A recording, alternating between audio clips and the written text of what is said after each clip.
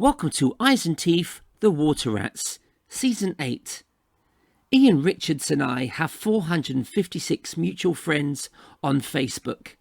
We know a lot of the same people, but that must just be down to the decades of experience and seasons between us. Of course, he's 10 years ahead of me after his work as a DJ, after dinner and sportsman speaker, and comedian, and he tells me of the night he hosted an evening with Tommy Cooper. We talk about ventriloquists Roger de Courcy, Jimmy Tamley and Neville King, Bob Monkhouse, Rick Wakeman and Bobby Charlton. Ian talks fondly of the immaculate Frankie Vaughan and the free fry-ups on a dual carriageway because he was mistaken for a famous face.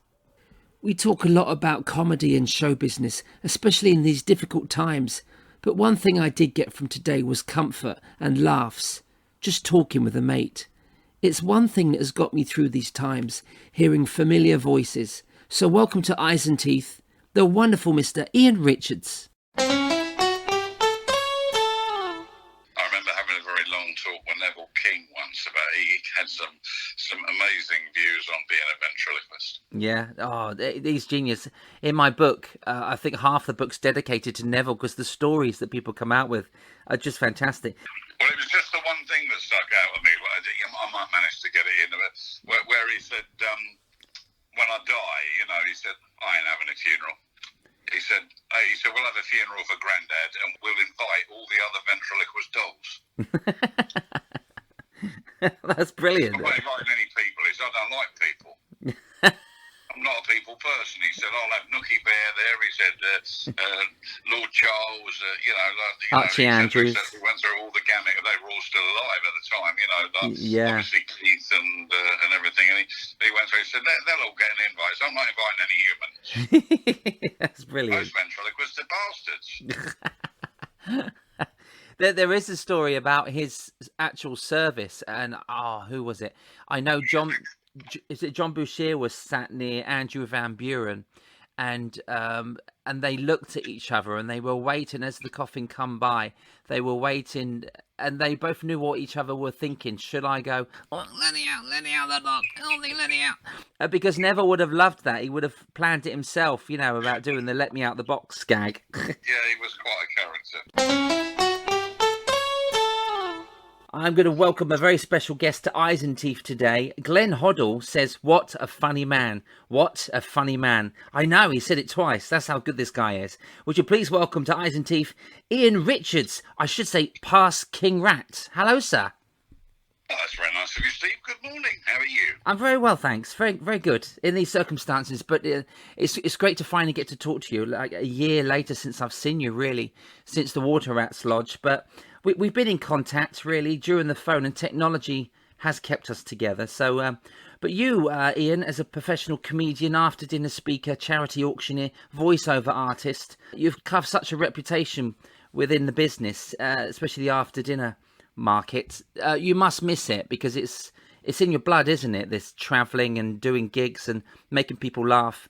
It's something we all miss. But for you, you've not been able to do any of it. So it's, yeah. Well, no, it's, once the government decided basically to protect the nation, they would close down all the venues. Once we haven't got an audience, obviously we can't perform. And people who run charity gigs and golf club dinners and corporate events and things, they can't do that. The risk is too great. The law forbids it. And I haven't actually done a job since, the 6th of March 2020 Wow. is the last job that I did. Yeah. And I think most of the guys, certainly on our circuit, would say the same. Yeah, no, I totally agree. It wasn't great before this happened, was it really? The business. Well, to be truthful with you, we've seen the demise, I think, a little bit of live entertainment, certainly on land. I mean, cruising was flourishing and people were on the cruise lines and making a great living and the cruise lines were doing great business. It had become the new theatre, really, I think, to a degree. Yeah. But the Brexit had certainly slowed the corporate market, which I decided several years to almost specialise in the corporate, the dinners, the golf events, the charity events. I went down that road and sort of polarised my career in that area. Yes. And Brexit had certainly choked that because of the uncertainty of the financial future. Companies were winding it in a little bit, and so it wasn't easy. So then with COVID to come and hit us like it did from almost from nowhere, that really knocked the wind out of the sails of a lot of entertainers for certain. Yeah, definitely. It's a domino effect, isn't it? And you think about corporates, and most of the corporates I've done, everybody comes in from Europe or flying from America to do a gig in London. Do you know what I mean? They have their dinners, and it's worldwide, basically. So the international audience weren't able to travel, and obviously it happened in our own country as well. So everywhere stops.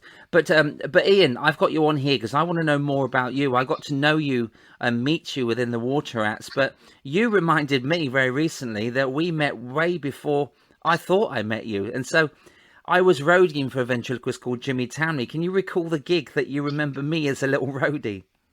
I used to work for an agent in Gloucester called Norman Brodie, Gloucester Entertainment, who was a really, really lovely chap and used to have some amazing expressions. If ever he was in trouble and let down by anybody, he used to ring out and go, "Hello, bud, Norman here." He said, "No, I'm in Shitter's Ditch." And I said, "Oh, golly, so I'm up to me neck in it. Shitter's Ditch," he said, "Can you help me out?" It's Jeffro there. He had all these little expressions and sayings and what have you. And he used to have an office in his backyard, and he used to sit in there with a bottle of scotch, bless him, and do all his business. But he was as honest as the day is long, which is rare, as you know, in our industry. Yeah. And he sent me to. Now I've narrowed it down to two venues, Steve. Thinking about it, right? It was either the New Century Club, which is a social club, CIU club in the middle of Swindon, or it was Super Marine, right?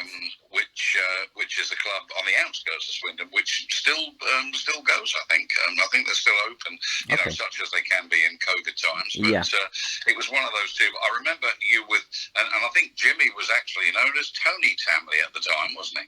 All right, he was in the early days, but not just after I met him after New Faces. He changed it back to Jimmy Tamley. So I think Search for a Star, Tony Tamley, and then Jimmy Tamley. Yeah. So I believe when I was roadieing in my teens or early 20s, just before I turned professional, I believe you said that I'd done a little gig before he went on, so which is. Yeah, he got you onto. I remember I was closing the first half, which, as you know, is the best spot on the show, whatever anybody tells you, because the audience are still up for it, and you've had a warm up with the first half act or acts, and it's not like if you're top of the bill, if you're not a massive name that they've all come to see and bought the ticket for, top of the bill can also be quite a difficult spot because you might have lost a bit of material.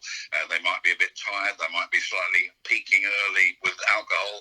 So close the first half was the absolute prime spot, and I think he got you to go on and sort of do about 10 minutes just before me, which is great because you got people laughing. And I remember thinking, well, there's a fella who's going to do well in the business. It came across at that early age. Oh, bless! I'm still waiting, but I think Jimmy always he always gave me that support, Jim. And I was just about to do a TV show, and he was my sponsor on the Big Talent Show. I believe it was that situation. Well, it's nice to meet you years later in the Rats. But let's hear more about you when you started out. Where did you grow up, and where did you get interested in comedy? Well, I was born in a place called Diss in Norfolk. I know it well, which is a little market town on the Norfolk-Suffolk border. I was actually born on the northern side of the River Waveney, which meant that I'm a Norwich City supporter. I'm sorry.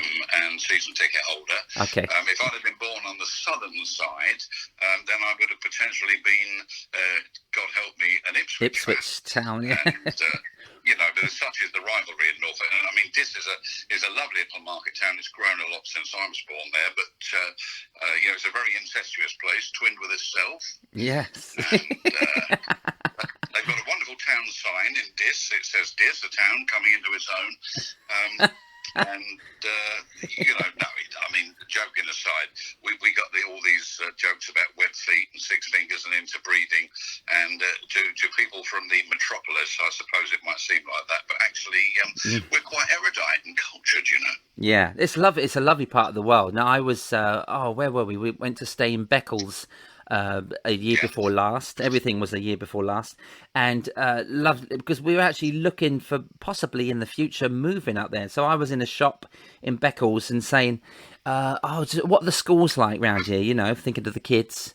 And they told us, and they said, because we'd really love to move to Norfolk. And we got this really strange look because literally about 3 footsteps north, you're in Norfolk. But I was actually in Suffolk, and I believe Beccles is Suffolk. Or is it the other way round? It's right on the River Waveney, which is the dividing line between the county. Is predominantly the River Waveney. Yeah, but there's a rivalry, almost like Devon and Cornwall, isn't there? Like, yeah. Swansea and Cardiff, it's Sunderland and Newcastle. It's a similar sort of rivalry, and it goes throughout sport, football, and everything else, really. I guess, territory. But I mean, Suffolk and Norfolk, I love the areas. They're brilliant. Most of my work's been there, actually. With Cromer, Thursford, holiday parks around. Yeah, that coast. So you grew up around that area, and Thetford. I done one of my last talent shows in Thetford at Coco's Club. Did you ever work Coco's? No. I've heard of it. I've heard people talk about it. I've never worked it. And to be honest with you, probably there are quite a lot of clubs in East Anglia and Norfolk, but there were few that really had, like the Northern club scene or the Welsh club scene or the scene in Yorkshire and other areas. I don't think they were quite as densely populated for clubs, few and far between, bit smaller, maybe smaller budgets for shows too, because smaller attendance perhaps. They're not any really big clubs I know in the area. Right. So that's the thing. But no, Coco's not familiar to me, but I do love the county I'm from, Nelson's County, and I moved back here 10 years ago. I split up with my wife after 28 years and decided to move back to Norfolk, and I'm very, very happy here. We've got so many things in Norfolk. I mean, we are the jewel of the East Anglian coastline, Great Yarmouth, of course. Yeah, I love the Britannia, great theatre. Great Yarmouth twinned with Las Vegas. I don't know whether you knew that, Steve.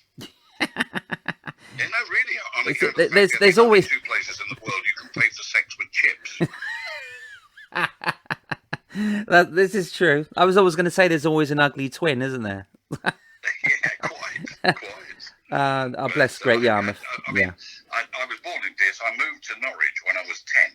My father worked as a postman, and he had the opportunity to move up to a higher grade in the sorting office at Norwich, which would, in my parents' view, give us sort of greater opportunity, and they would buy their first house, because I was born in a council house in Wilby Avenue in Diss, and they bought their first property, and we moved to Norwich around my 10th, 11th birthday, and I went to the Hewitt School in Norwich, which was a very, very big and then quite well-performing comprehensive. I went through my teenage years enjoying my rugby and cycle racing and all different sorts of sports before I was lured into the world of entertainment. Ice and Teeth. I know you're a fond sportsman, with the football, the golf, and all that as well. So that's a passion of yours. But when was the first time you stood on that stage? Was it at school? I started out as a DJ. Okay. And I was part of the Radio Luxembourg Young DJ of the Year competition. What year was that? Do you remember? Called Nino Ferretto, who came from Bristol, went on to be a kids television presenter for the main title at the UK finals. But I first played a record as a DJ. I went to instead of sixth form at Hewitt School, I went to City College, so I was 16 and a half, coming up 17, and a friend of mine had a mobile disco, and there were 2 mobile discos that were prominent in Norfolk. There really weren't many more in Norwich. One was called Carlo Valori's Disco Roadshow, and his dad owned fish and chip shops, so he bought him a pink transit van with the sign writing on it, and he had all the very best equipment, but not a huge amount of personality. And then there was another chap called Jerry Silver Shadow, who I knew, who he invited me along to help him carry the crates of records in. All the 7-inch singles used to come in wooden Schweppes crates in the day. You were out around the back of pubs trying to find them to put your records in. And I used to help him out. And one day he said to me, that his father had been taken very ill.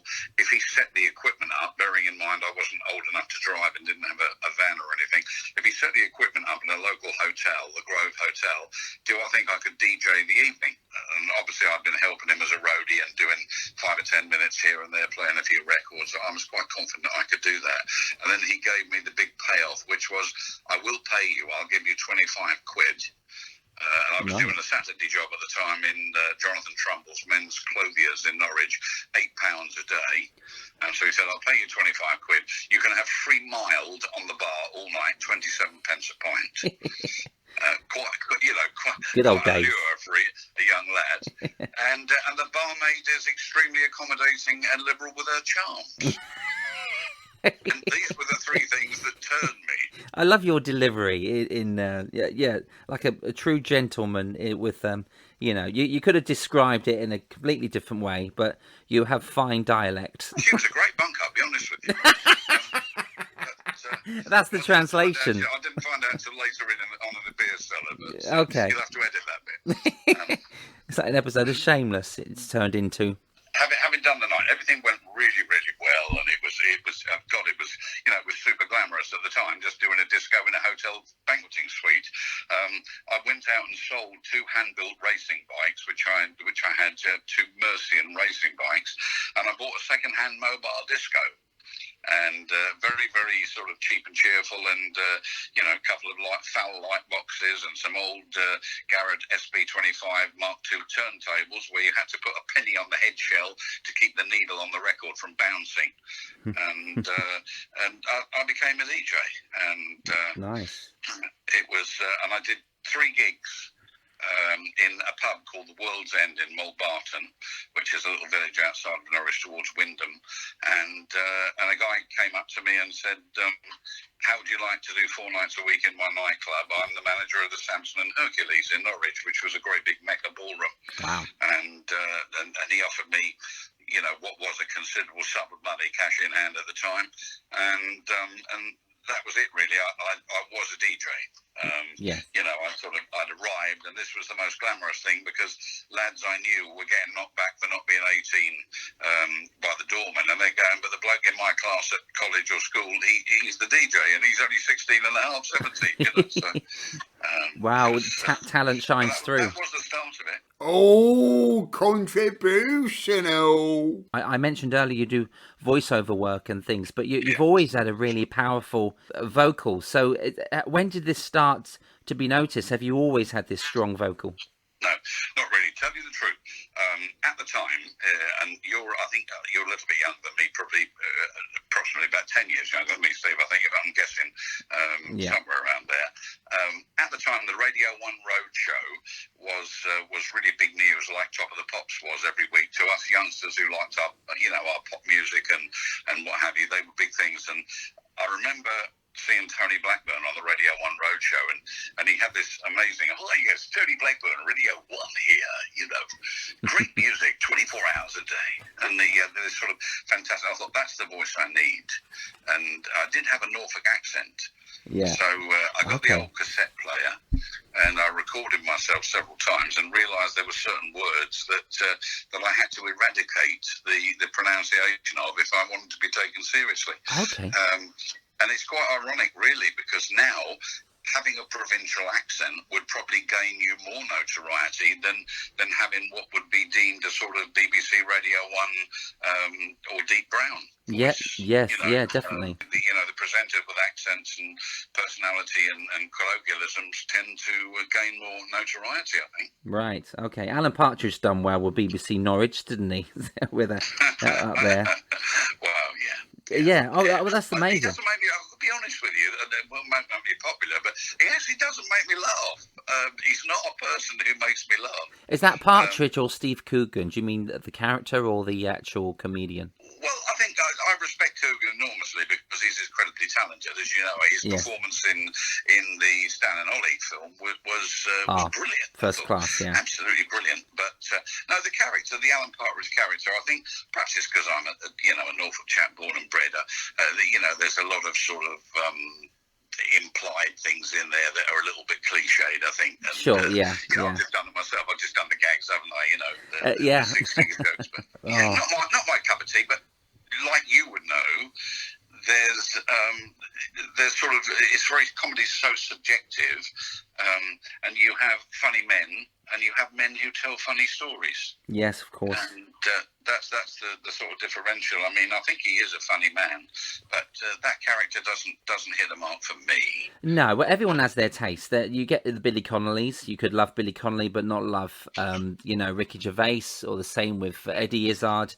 People could love him and not Lee Evans, and so that's the beauty of it. If everyone loved the same thing, there'd just be one famous person. Do you know what I mean? It's just Yeah, of course. yeah. So it's a wonderful thing to be in, because we need to find our own fans, which is great. Not everybody loves Arthur Lager. I think that's extremely prevalent now with the new range of comedians who everything is about script writing and material, whereas in our day, frankly, I need to act to begin with. Yes, And I think most people of our age, or certainly mine, if not yours, I think we did initially nick an act, and then we learned to develop that act and hone it in our own image. To be personal to us. But of course, the newer wave comedians, anybody stealing anything from anybody else virtually signs their own death warrant. Oh, so, remember where you got it from. Yeah, I mean, my act when I started out was an amalgamation of Ron Lucas, Keith Harris, Jimmy Tamley, and so that's, and then they all told me to be original, when I went my own way. But that you always see a part of those within my work, because I'm inspired so much by them. So I guess that's how it works. Yeah. Yeah, I mean, we all have our favourites. I think, like you, I've been on many, when I was King Rat and even Prince Rat before then and what have you, I've been invited to judge many talent contests and showcases and things like that. And if I give one piece of advice to anybody in any arm of entertainment, whether they be vocalists, magicians, comedians, and I would say to them, look, just be original, be yourself, be original. If you can be original, you perhaps don't have to be quite as good. If you've got an original idea, you can develop. But if you go out and do something that somebody else does, you might earn a living, but you're never going to rise above it. Yeah, that's true. The advice is important, isn't it, when you're starting out as well? It's nice to listen to that advice as well, if you're going to get that from older DJs or older comics. And so when did you transform from doing the DJ work and then adding the comedy, and then when did the comedy act start to come together? Well, I was very lucky after a couple of years of working at the Mecca Ballroom, the Samson Hercules in Norwich, and then I had the summer season in Great Yarmouth as a DJ, all great experience. I got offered a job as the DJ at a nightclub in Watford called Bailey's, which was part of a chain of clubs. This was 1979. And the chain all around the country. And those clubs were, for want of a better explanation, chicken and chips in a basket. They had a resident band, they had a resident DJ, they had a compere, they had a support act, and a top of the bill. And the top of the bills were absolutely, really absolute theatre fillers. They were people at the time. I think back Jim Davis and Freddie Starr. One particular one we always look forward to was Tommy Cooper. Yes. And I remember having just been a baby DJ at Bailey's, and I mean, with 2,500 people in there, 6-7 nights a week. Wow. And with all this entertainment going on, and I was soaking it up like a sponge. And I started looking at the compere thinking, oh, I could do that. And then lo and behold, just to catch me out, the manager, a very, very tough Geordie called Graham White, covered from head to foot in tattoos, hard as nails, but a great club manager. He said to me, and I don't do a good Geordie accent, he said, Lake, son, you need to get yourself round to the star dressing room, Lake, he said, because the compare's off sick, and you'd be comparing introducing the top of the bill tonight, Lake.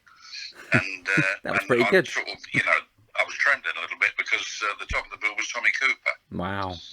And there were 2,500 people in the room. No pressure. And this will take a while to tell you, but I'll tell you the story because it's a real rites of passage thing to me. That's one thing we've got is time. I was introduced to Tommy by the resident photographer of the venue called Phil Mortimer, and Tommy was in his dressing room with his lady, and he sat there in the most enormous pair of pants and vests you've ever seen. He had this great white string vest and these huge, like, pants almost down to his knees, and he sat there on a chair with these enormous big feet, with these big, like, almost like policeman's shoes, policeman's boots on. And I said, "Oh, Mr. Cooper, I'm Ian Richards. I'll be introducing you this evening. How would you like me to introduce you?" And he said, "The band will play the music." I said, "Here he is, the funniest man in showbiz, Mr. Tommy Cooper." And he said, "Well, I need you to do something for me." "Oh, anything, Mr. Cooper, anything at all." And he said, "I need you to go around the back of the room." Bearing in mind, there's 2,500 people crammed, 600 diners, and the remainder standing. Wow. Go around the back of the room and the balcony, right up on the balcony near the sound of lighting box. I said, and I'll do a joke with an egg and a glass. I'll go, egg, glass, egg. Can you see the egg at the back? And all I want you to do is shout no, as loud as you can. No. And I said, that's it. No, nothing. Don't get clever. Just no. That's it. Nothing more. No, just no. So I went there. I said, when will you do this? And he went, sometime in the act. So I introduced Tommy Cooper, and the band played the play-on music, and it's here he is, live at Bailey's on Monday night, the one and only Mr. Tommy Cooper. And the band played, boom, nothing, doesn't come out. Everybody's looking at one another. So the band play it again. Bang. Nothing. And the audience are looking at one another. I'm thinking, oh God, what's happened? The band are looking at each other, but this is a setup. I didn't know it at the time. And then after they played it one more time, the audience are starting to chuckle. Yeah. And then you hear on the microphone, am I on yet? And he's still sitting in the dressing room. I just finished these chips. And they're howling. He hasn't even walked out on the stage. Wow. And the audience are howling. And eventually he comes out on the stage, and those that have seen the act will know he had this little 5-bar gate on the stage, which was literally just a little prop. It was 2 gate posts sticking up on a and a gate and a latch. And he came on through the gate, closed the gate, and people are crying. And I then start thinking to myself, I've got to be round at the back of this club ready, because he could do this at any time. Yes. Also, we didn't have a radio microphone at the time. This was 1979. We had SM58 Shure mics on leads, which was basically 5-meter lead from the edge of the stage. So I'm thinking to myself, well, I've got to get around the back there and get ready. And so I chased through to the back of the room, up the steps, onto the balcony, found myself a good spot beside the lighting box, ducked in beside the table, waiting to do my bit, glass, egg, glass. He did 45 minutes without encore, and we're about 35 minutes in, he hasn't done it. And I suddenly started thinking, well, it's going to take me 5 minutes to get back to the stage to take him off and do his false tag. If I'm not there, then, I'll probably get the sack, because I'm going to make him look a fool. On the other hand, if I leave here and I don't do the keyword, the shout out for him, it's going to ruin his gag. Then he'll probably be furious with me, and I'll probably get the sacks. So it's Hobson's choice. Yeah. And just as I was wrestling with my conscience, glass, egg glass. Can you see the egg at the back? I must have it. No! I won't do that then. And that was that. And that was that. Quick and panic came over me, and I was fighting my way through the crowds to get back. And I think I just grabbed the microphone at the edge of the stage when he said good night and God bless. And I said, ladies and gentlemen, Tommy Cooper, do you want some more? And I think he did about 3 encores. Wow. But it was all that one thing for this one throwaway line. That's amazing. All that stress. Those that know Tommy, he's a specialist subject, and many people, certainly in the grand order of Water Rats, people know all about him, his props, and his life and his character. It was one of these things that he did, along with many other strange little bits of business, as they call them. That he was famous for. Yeah, he was a water rat, and I've seen a couple of variety club dinners on YouTube with Tommy actually speaking, and he just had that look, didn't he? His presence was enough to make you laugh, and I guess it became a demon in the end because he couldn't go anywhere or do anything or be serious because people laughed at him just if he walked into a building, you know. And it must have been hard after a while, you know, because you did get no privacy. I saw one. I mean, there were lots of stories. The story about the taxi driver where he tucked something in his top pocket and said, "Have a drink with me." And when the taxi driver pulled it out, it was a tea bag. Yes. And he used to do that all the time to people. It was one of his sort of stock in trade. And I saw one thing personally, which just creased us all up. We were in Blackpool, and he'd done the show, and we were having a drink in a late sort of hotel bar. And Tommy came in, and he walked straight past the group assembled and went straight up his room, and everybody thought, oh, he must have had a bad night, which never happened. I've never seen him have a bad night. And then he came down about 10 minutes later and stood there in this great big overcoat, and he just walked straight past everybody. And as he walked past, the overcoat had 2 humps in the back of it. And he just stopped at the door, and it's a revolving door. He just stopped at the door, he looked back and said, "Do you like a coat?" It's a camel coat. And he went out the door, and he never came back in again. I don't know how he got back in or where he went. But we were just laughing about it for the rest of the week, you know. He was a one-off, wasn't he? Wow. Well, he started your comedy career, I guess. Did you carry on doing the comparing and start to add jokes during your sets there? You know, the compare was a brother water rat at the time, George Saunders, who had been there for years. Okay. And what happened to me there was I was the DJ, and I used to fill in for George's holidays comparing as well. Right. And then I left when they closed to refurb in late 1980 and went to Holland. I worked in Rotterdam in Holland. And then I was offered a job at the Night Out in Birmingham, which was the best cabaret theatre club in the country. I mean, it was an amazing room. Wow. 1,200 capacity, purpose-built, you know, had everything in it. Yes. It was an absolute godsend to comedy acts. And I sort of honed my teeth with a chap called Graham Powell there, who was the resident compere and singer of the band, who's well known in the Midlands. And the general manager there, Paul Lillycrap, at the time, introduced me to the regional manager, Nick Tamblin, who said, "We want you to go back to Bailey's as compere." Right. And I said, "Well, what about George?" And he said, "Well, you know, George is moving on, and we want you to go back as compere." And that's what I did. I went from the Night Out in Birmingham to Bailey's in Watford, and I went in there as compere. And then I spent, you know, a very happy year and a half, almost 2 years, up to closure in 1985 when they decided to change the configuration of their business into discos away from cabaret because of the cost. Right. And I worked with everybody. I saw everybody. I mean, there was a different top quality act every week, and I worked with everybody. And I'm sure if you've seen the website, I mean, I've got all those old photos on there. But when you look back at it, it's literally a who's who of cabaret acts, bands. It's incredible. Gene Pitney, Freddie Stars, Gary Glitter. Yeah. I mean, right the way, amazing act. Sister Sledge, the Commodores.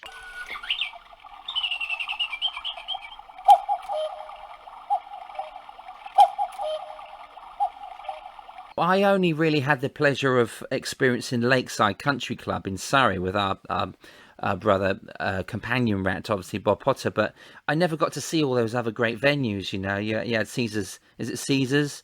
Caesar's Colours in Luton, which was run by a chap called George Saber. Right. He went on to have his own club in Usk, Saber's in Usk. Okay. And I mean, there was the Garter in Manchester, there was Quaffers in Bredbury, there was the Fiesta, there was what is now the Crucible in Stoke, which was Jolly's Stoke-on-Trent. Yes. The Night Out, I mean, it was endless. Stardust. Blazers in Windsor. That Blazers, was a great club. Yeah. Leicester had Stardust. I roadied with Jimmy once, and Jeremy Beadle was in the audience. It was a big cabaret dinner, and Jimmy was supporting. Can't remember who was on, but Stardust was a great venue. They had dancers and everything. It's so sad, isn't it? They're all car parks now and Tesco's. Yes. I slipped up introducing Jeremy Beadle at the Grosvenor House when I was just a very junior baby water rat. Right. And I went onto the stage in front of 2,000 people in the great room, and he was about to come on and do the auction. I said, "Ladies and gentlemen, can we have a big hand for Jeremy Beadle?" Did you Half get the laugh? Didn't get it. No, The no. pros were absolutely in pieces under the table, and because of Jeremy's small hand, obviously. Yeah, bless. And Oh. afterwards, I was so humble. I said, "I'm so sorry. I can't imagine it." He said, "Look, it's happened 100 times. I've heard it 1,000 times." He said, "Don't worry." He said, "It's quite amusing now." It was great. He was a water rat, of course. Yeah, it was. Bless him. Did you write material, Ian? Did you write gags? Yeah, to be honest, yes, I did, and yes, I do. But I think, to be truthful, I tend to look at nowadays. I look at various ideas, and I sort of rehash them, rewrite them, personalise them. I'm not a great writer. I'd never professed to be a great writer. Although what I do really well, and I've done a lot of, is I've written a lot of acts for sportsmen over the years. Okay. People like Peter Shilton and many other sportsmen, some of which I'm not allowed to mention the names, but Right. Ronnie O'Brien, when he was on Talk Sports, the cricketer, and lots of different people, probably two or three dozen at least. Even wrote for Graham Kelly when he was head of the FA. Right. That was an interesting one. Yeah. So I'm quite good at that, but I'm better at humorising real situations, I think, than I am actually writing the gag, the lines. Yeah, sure. But we all see that, don't we? I mean, I'm sure you suddenly see something funny and you think, oh, that's a gag. I can turn that into a gag, and you do. Yeah, you do make it your own, so it's like it's a brand new thing. And I heard Bob Monkhouse talking on Desert Island Discs about his writing process, and his joke books were colour-coded. Brown was for naughty jokes. All the green was derived, like what you're saying, derived from someone else's idea.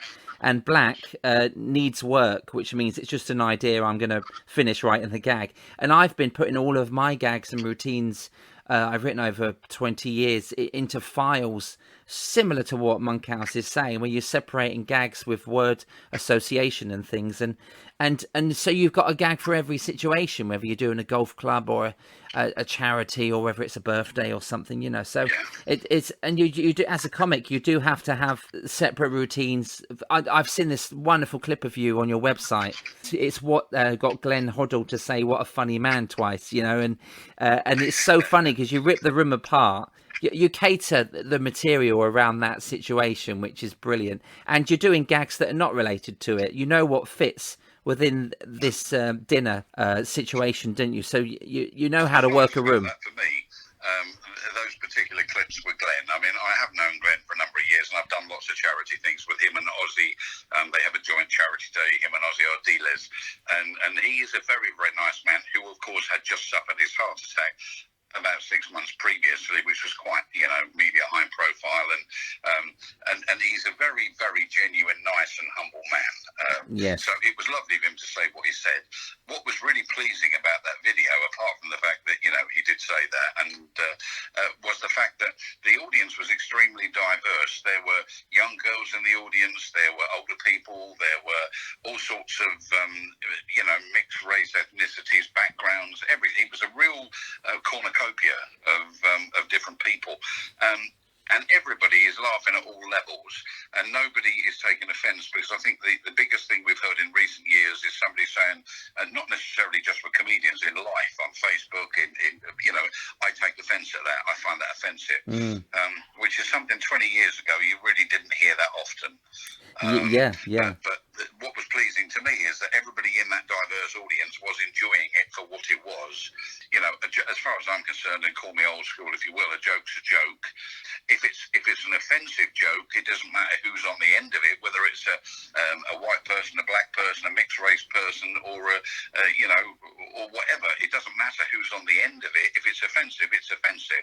But just because somebody else is there when you deliver the joke doesn't make it offensive, No, sure. And that's a real hard thing that we have to get over in comedy, isn't it?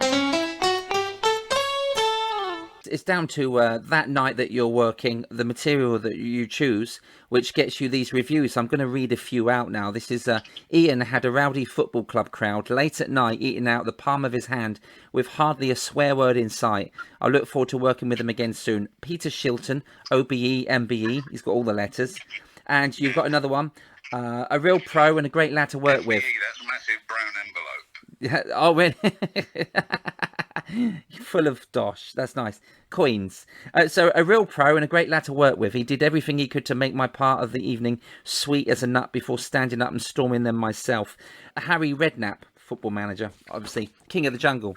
And so you've had all of these comments from people, and it must mean a lot, actually, because you do work hard when you're up there, and grabbing a room's attention when they've been either playing golf all day or they've been sat there eating dinner, listening to auctions and sort of charity raffles and things.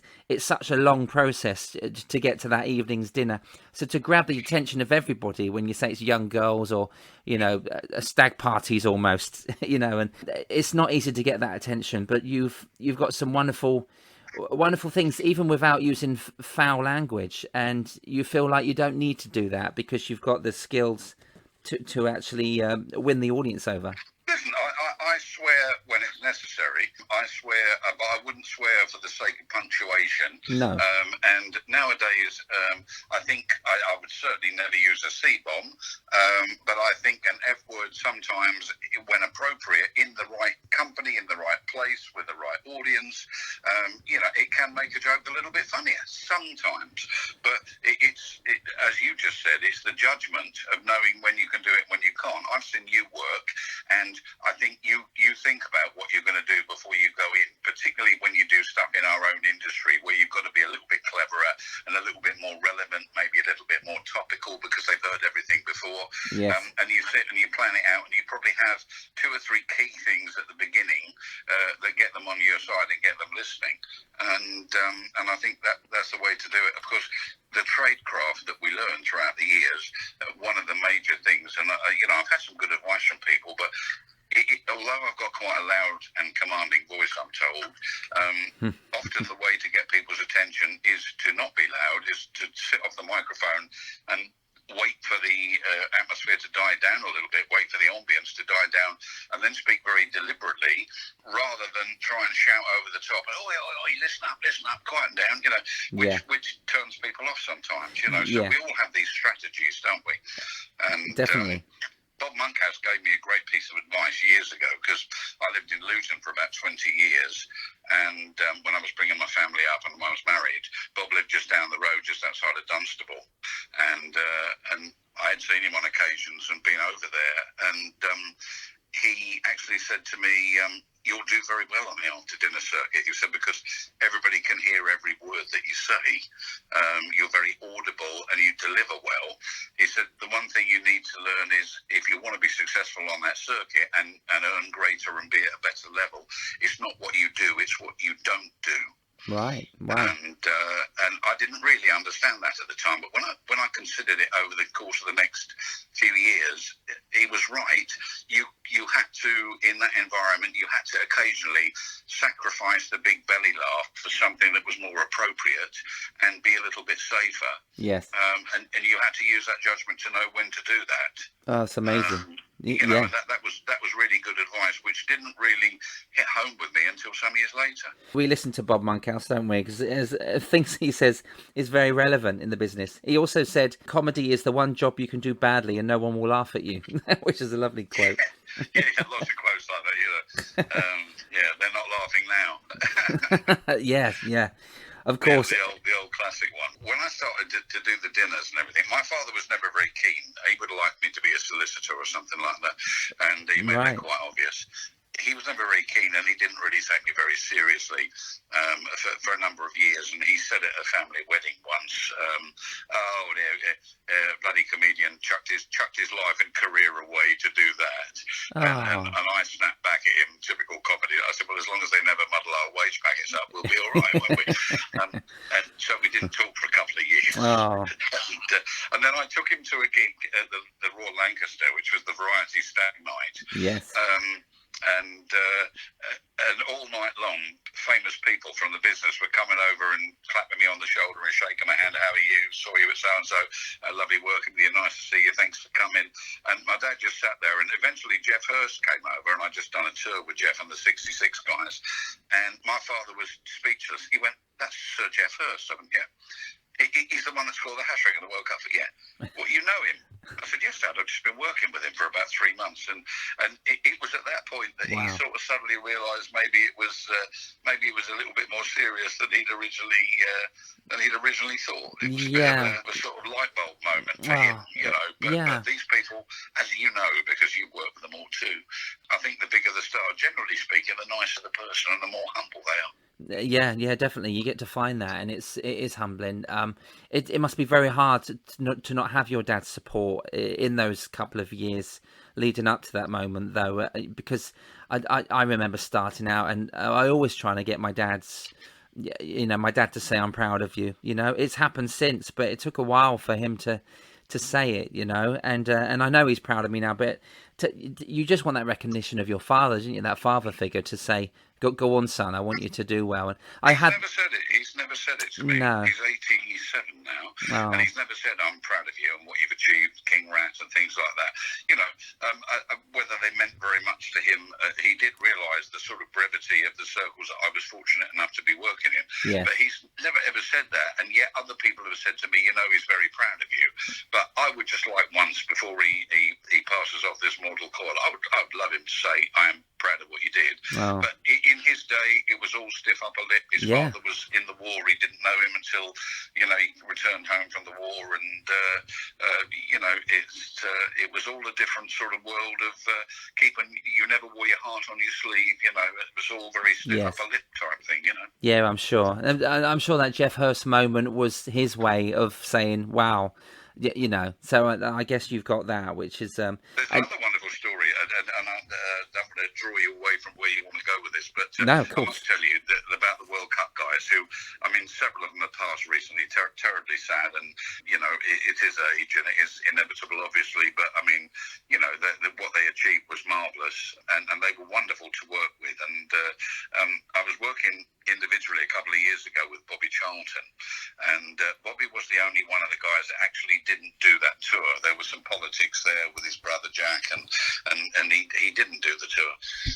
So it was the first time I worked with Bobby Charlton, and he's the only after-dinner speaker that I've seen applauded into the room, applauded when he was introduced, standing ovation when he stood up, and a standing ovation when he sat down. It was absolute hero worship. Amazing. And Bobby, and this really says volumes about the man. Everybody was having a photograph with him before we went into the dinner, and all the sponsors of the dinner, and they're all having photographs, and I just stood back, and at the end, just before we went into the dinner, he said to the photographer, "Would you mind taking a picture of me and Ian, please? I'd like one." Oh, wow. Now, he didn't want a picture of me, but he realised that I would have loved a picture with him, but wouldn't presume to ask, you know. Yeah, isn't that nice? And sort of, you know, so he had recognised that, and he said, "Would you take a picture of me and Ian, please?" The photographer, and I got this wonderful picture with him, and you know, that says an awful lot about the man to me. Ah, so humbling. What a lovely moment. Yeah, it's nice to not ask, isn't it? It's nice to be asked, and well, that's wonderful, Ian. Really nice to hear that. You kind of get that in the Water Rats as well. You're sat next to these legends in the room, but everyone's a legend in that room because we're all creating history, and it's this ongoing grand order that we're all very proud to be part of. But it's a wonderful part of my life, and even though I worked with Brother Rats over 25 years before I became one, you didn't realise until you become a rat. Oh, I knew so and so, and they're not here anymore. And I had a lunch 20 years ago with David Lodge, and I saw his emblem. I thought, oh, what's that? Because I was unaware 20 years ago, and then I became, you know, sort of known in the business. I started to work with these rats, and then David Lodge was lovely. I remember what he said to me to this day. He said, "Say to your wife, I love you every day," and I have done. We got married since, and we do that, and we always think of David Lodge. So Water Rats have always been there in my life, I believe. And then when I joined in 2014. I had 2 wonderful years with Rick Wakeman as King Rat, and he's a very lovely man. It makes you feel very welcome as well. And then I had 2 wonderful years with you as King Rat in 2016 and 17. You brought us so many brilliant memories, Ian, as King, not only in Lodge, but you have 2 extremely lively balls, if you don't mind me saying. Yes, they are, yes. I've heard. They're rather inactive at the moment. I'm very sad to have been away for both of them. As you know, I was in the States, but Yeah. I, Your mum was there. I sent my mum You and did I. carry a cardboard cutout life size of you round at the ball so you could be there. I did send her the cardboard cutout and said, just take it. I said, we'll pay for the extra seat. And she We all go. thought your mum was a bit batty, Steve. We never said, but we all did. But it's actually you, was it? It was my fault. Yeah, my mum's she adores the business. She loves the rats, and she's a friend of the water rats. And I said, no, take it. I take it. It'll be fun. She got it. She actually got it signed that night. I think Joe Longform was performing for you. She got everyone to sign it, and she auctioned it off for 100 coins, I think, which is is what she does. But your reign as King Rat, can you tell me about it and what it meant to you? Well, firstly, when I was to become a water rat, I was approached by Jack Mays, who you know as a ventriloquist. Yes. Old Jack, and he approached me and said, I think you'd be a perfect candidate for the water rats. And now I knew about the water rats, and I thought it was very, very heady, high stuff, and my God, what an honour this is. And Jack said he would propose me, and I had to second it. Roger de Courcy said he'd second me. So that was all good, and the process started. And as you know, wow. it's a long process for everybody, and there's no quick way in for anybody. It's a long process. And rightly so, because it is exclusive, and it is extremely, how can I put it, prestigious to be a part of it, which I'll come on to. However, Jack unfortunately died halfway through my process. Oh. And Roger de Courcy took over as the proposer, and Bryn Williams, the Toastmaster who passed away last year, he seconded me, worked with me many times, and I became a water rat. And on that day, when I became water rat number 860, bearing in mind, there had been, that's about 20 years ago, there had been only 860 water rats since 1883. Wow. Knowing that there could only ever be 200 at any one time maximum, the honour was incredible. And when I started to look down the list of previous water rats and the international rats too, Bob Hope and Laurel and Hardy and Charlie Chaplin and all the other massive names, Maurice Chevalier, Peter Lorre, it just absolutely endless. Yeah. And you start realising, what you've achieved or you've been allowed to achieve by bringing you into the order. And then to become an officer in the order and take on a lowly office and rise through the ranks. I became King Rat in my 9th year as a water rat. I think it was my 9th year. Wow. The first year as King Rat.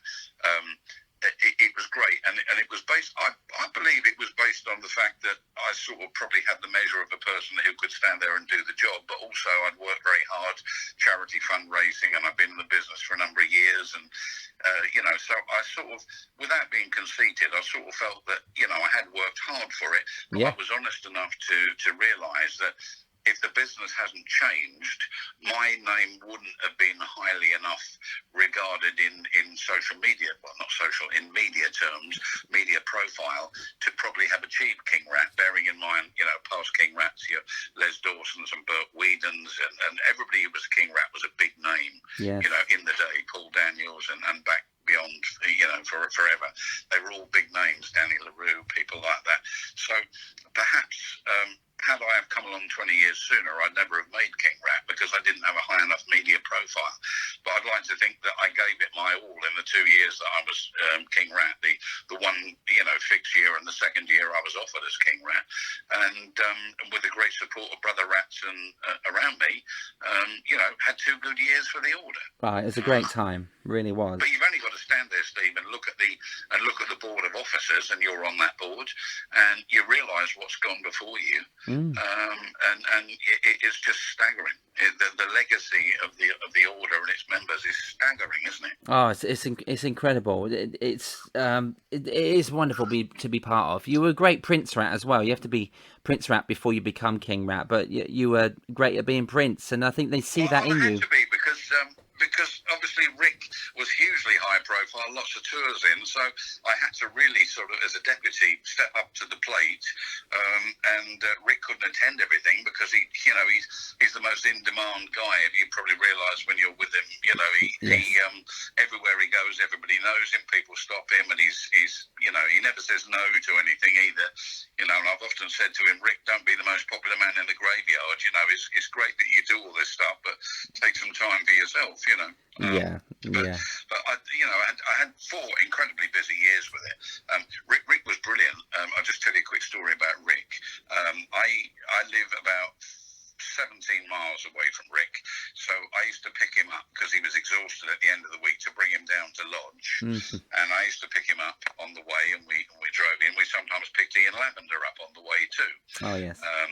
And we had great laughs in the car. I mean, it was hilarious. All stuff I couldn't repeat, but Rick's antics, my antics, Ian Lavender's antics. It was priceless. It was banter between mates. It was absolutely priceless. And we came up one night. It was about 1 in the morning when we got to Rick's in Skull, just on the A140 outside of Dis, where I was born. And I said, Rick, I desperately need a pee, mate. Can I just pop in and use your loo?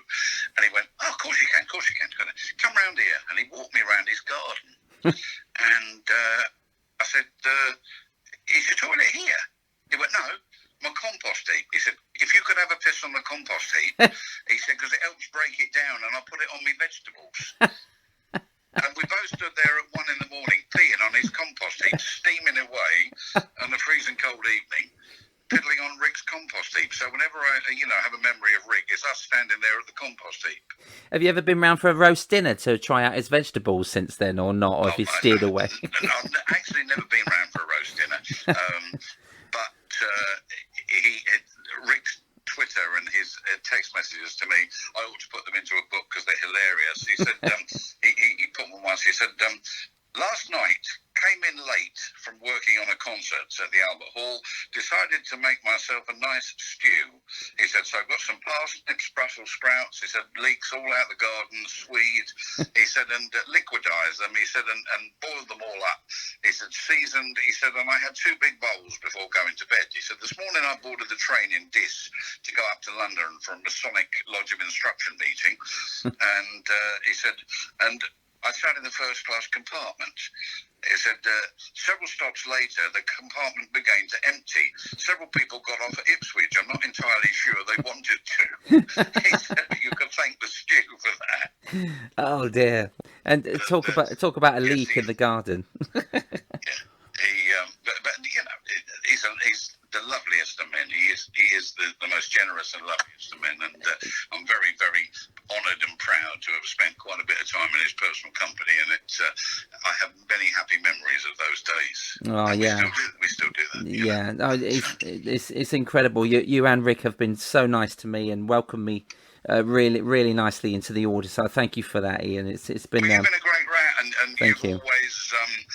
You've always had the order at heart, and you've raised quite a lot of money for the order, and you've always been very proactive, and you embody everything there is in a good water rat, which for me is not actually the size of their fame. As we say in our initiation, it's not the size of their fame, it's the fact that you have the heart of a water rat and that you will do good for your fellow entertainers. Something I think with the COVID thing is going to become very prevalent, because we're all going to need to support every other entertainer and brother water rat back to some sort of income when this finally opens up, and we're going to, we're as strong as we can be if we're supporting each other, aren't we? And that's the ethos of the water rats. We support each other, we look after our own, and we help others.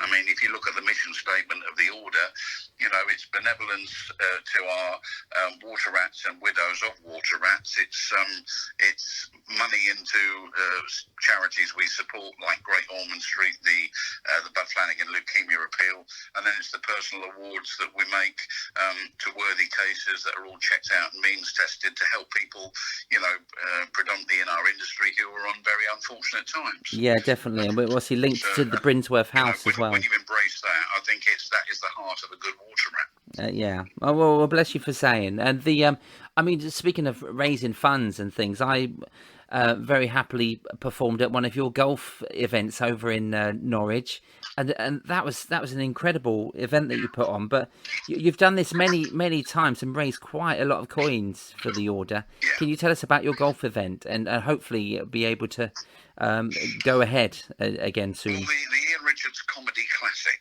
Yes. charity golf event.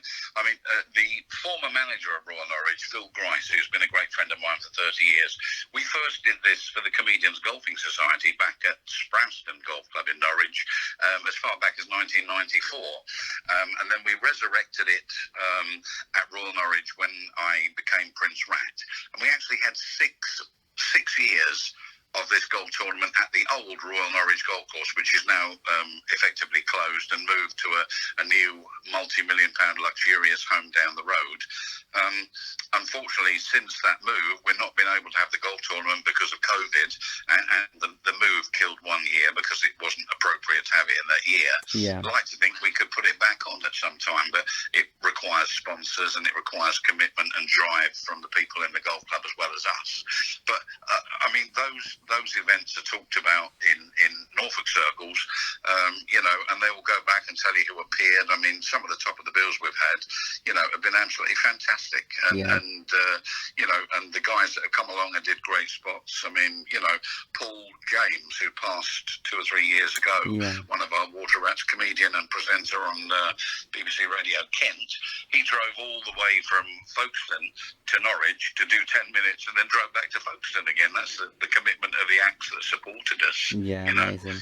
And many others. I mean, the event was so much more than a golf tournament. I think it was about, you couldn't have bought the shows that we put on. I mean, we had a show there 1 year. I think we had Rick Wakeman, Jim Davison, Kev Orkian, yourself, Triple Cream, the comedy show band, and 3 or 4 other real quality acts, Gary Marshall, and if you looked at the bill, if you had to buy it, it would cost you thousands of pounds. And it was in a marquee with 200 people. Yeah, it's incredible, and it's what we do, is it bring each other together, isn't it, for these sort of events? But you really did put on a wonderful, not only the dinner and the cabaret, but you organised the golf event during the day, and it takes a lot of work to put into doing those sort of days, advertising and selling. It is a sort of high tariff event in terms of organisation, but I have to say everybody around me had their part to play, and I relied upon several people, which we all have to if we can do anything properly, to bring their end together. I mean, I gave the stage management, sound and lighting to Dave Brock, Triple Cream, and he did that, so I knew that would be done to a professional level, and, and everybody did their bit. The golf club organised the golf, and Phil Grice got the sponsors, and I just sort of tied it all together, a bit like glue, really. And it was great, and the amount of people, that supported us and came along. And then, of course, we did on the Sunday. We used to have the game of golf for anybody that wanted to stay, and a free Sunday lunch. So we had a little day of our own, a little bit of bonding for the rats and the turns that were on the show, and just a bit of fun. And it was a weekend. It was not just one event. Oh yeah, you stay over, don't you? Stay over in the hotel, and you really make us all welcome as well. So we're really looking forward to doing the gig, and it's that's why we stick together like glue. And you have to do that when you're in a team as well. Now, I once brought a team together: Mickey Zaney, my brother David, and there was Drew Cameron, Neil Warner, and Catherine Marks. They were my team when I went on Eggheads. Now, you know where this is going, because they were called Steve's Dummies. I had a great time on there, but like any TV I do, I always come fourth, so I didn't do too well on there. But what it was is that a couple of years later, we see Brother Water Rats do a team on Eggheads. Tell us about your experience. Let's end on that story. And you must have had a good time on the Glasgow River. Yeah, it was very strange. When the team went up there, it was myself, Ray Martin, Mike Martin, Dave Brock, Andre Vincent, and our reserve was Ron Reagan. Okay. And we sort of had some discussions about tactics, and we'd agreed that nobody would take Judith on the Eggheads, nobody would take her on history or geography because she was red hot. So Dave Brock got the first question: who would you like to play? The subject's geography, and he straight away Dave said Judith. And everybody looked at him and went, no, we've agreed that, Oh, no. And it was funny because basically we were all bloody useless.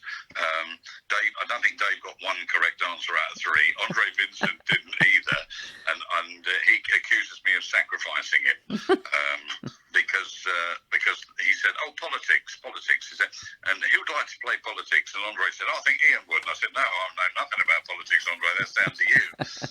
And he just cringed, and because it was on camera, he had to take it, and then got three killer questions. No one was getting them right. But do you know the question that I got defeated on? No. I can't remember it. I made a mistake. I got two right straight off the bat and was flying against Kevin, who was considered the real sharp cookie, isn't he? Yeah. And then there was the question that said, from which musical is the song Some Enchanted Evening? And I knew it wasn't the first one on the list. I can't even remember, something like Bed Knobs and Broomsticks or something. And it said South Pacific or Carousel. And I knew it was from one of the, but I just had a 50-50. I couldn't place it. Of course, I said Carousel. It was from South Pacific. So then he's got to answer his question correctly to actually beat me. And his question was, when Australia changed their national anthem 10 years ago, did they change it to Advance Australia Fair, Waltzing Matilda, or Kylie Minogue's I Should Be So Lucky? And we all looking at one another going, I can't believe he's got that question, because he got it right instantly. And he came up to me afterwards. He said, I'm so embarrassed. He said, I don't know how that question got in. I said, no, neither do I. But we were appalling, and we were left with one, Ray Martin, to do the final run at the end, and we were comprehensively beaten and been ribbed about it ever since. Ice and Teeth. Have you got time for me to tell you one more story before I go? Yes, please. Yeah. Well, you mentioned, you were talking about Joe Longthorne appearing at my ball at the Grosvenor House. Oh, yeah. And Joe, I think it's tragic that he's passed. I think for me, in all my years of entertainment, I saw two people who had total show business polish. The first one was past King Rat, Frankie Vaughan. When Frankie walked in a room, everybody looked, he was immaculate. The hair, the tan, the jewellery, the suit. He just exuded gravitas, and everybody knew he was in the room. He was a star. He glittered like a star, and everybody could feel that. Yeah. And Joe was much the same, and he was so polished and so competent, and I thought he was probably the best cabaret act. If you had to cliche the old cabaret act, Joe was probably the best act I ever saw, who should have been hugely more famous than he was, even though he was quite famous. I agree. Anyway, I was working up and down the M4 corridor, and this would have probably been around the time, perhaps just after I saw you on that very first gig. And I was going, George Satter, who owned Satter's in Usk. He came from Caesar's Palace, bought his own club in Usk, just into Wales. Okay. And I was doing a week for him, and I did this week, and I travelled backwards and forwards. And my wife, Sue, my ex-wife, used to come on the gigs and fire the tape, cassette tape as it was, the backing tape and things like that. And we always used to stop at the services and at Membry and have something to eat on the way home, have a bit of egg and bacon or something when you could afford it, And anyway, I did this week there, and I was backwards and forwards and in and out. Then some other gigs in Swindon and Bristol, and backwards and forwards and in and out.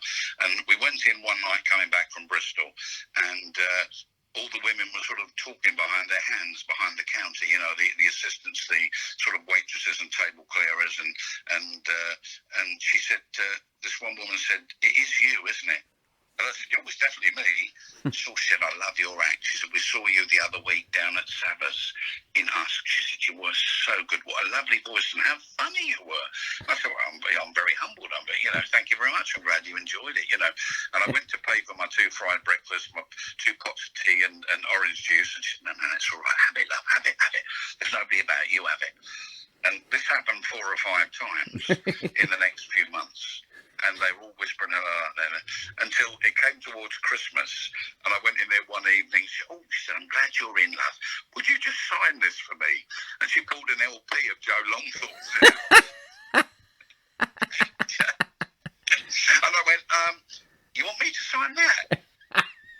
looked at it, and she looked at me, and she looked at the cover and looked at me again.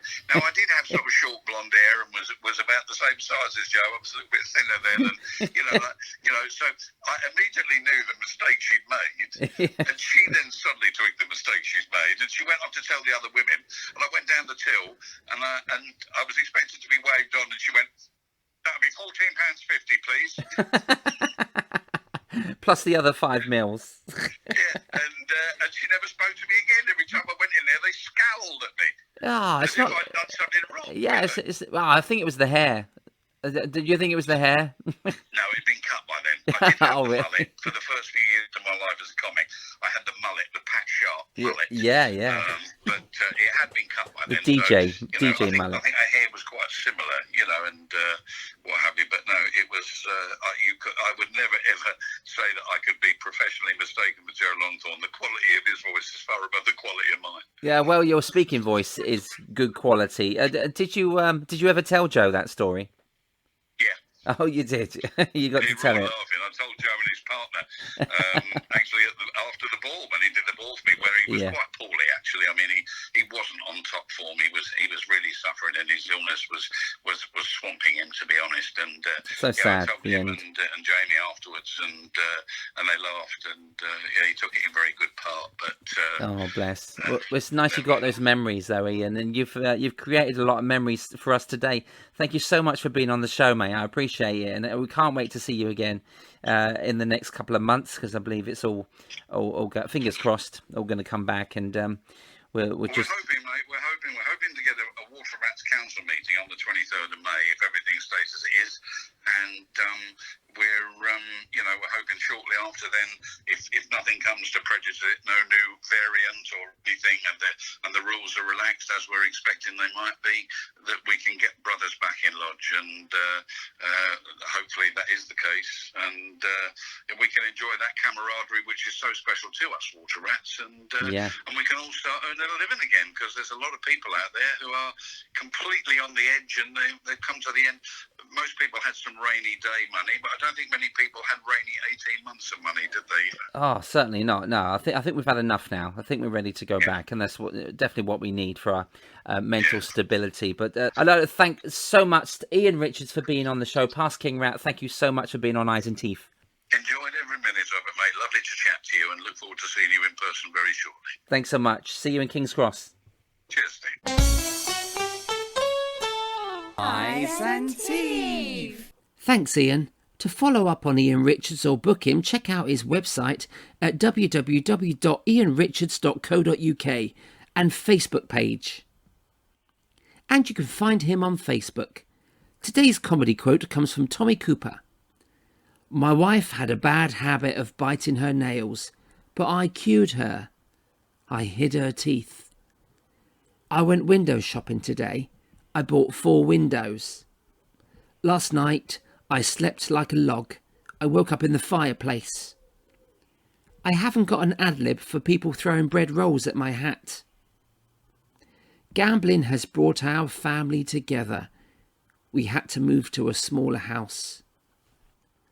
Eyes and Teeth is written, produced and hosted by Steve Hewlett. Vocals by Nina, Lola and Larissa Hewlett. Additional vocals by Rich T. Your Eyes and Teeth music and jingles are produced and performed by Water Rat Kevin Dean. Join me on another season of Eyes and Teeth, the Water Rats, as we come closer to the end with my conversation with magic and circus extraordinaire, Andrew Van Buren.